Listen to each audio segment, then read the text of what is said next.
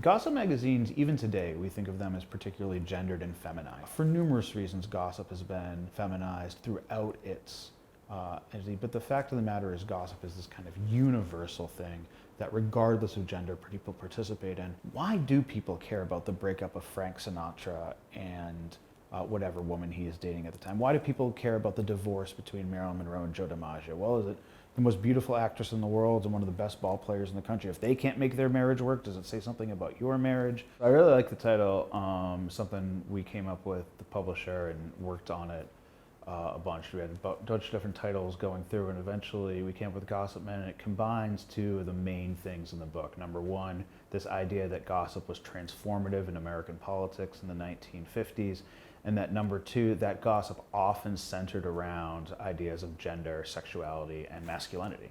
So what the book tries to do is take a look at three characters who were essential to what I think of as the transformation of American politics during the 1950s, the early Cold War period.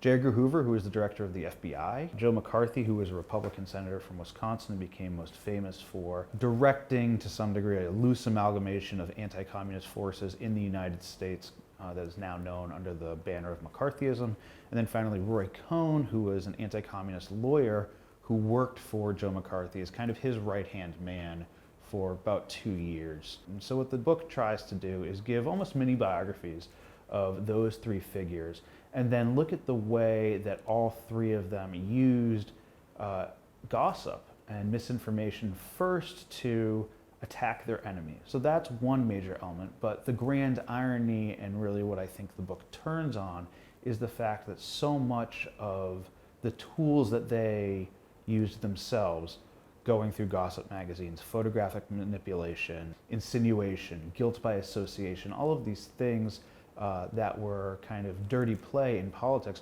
were ultimately used against all three of them to question their sexuality, to question their fitness for office, and to ultimately, if not bring them down totally, then help to ruin to some degree their political careers.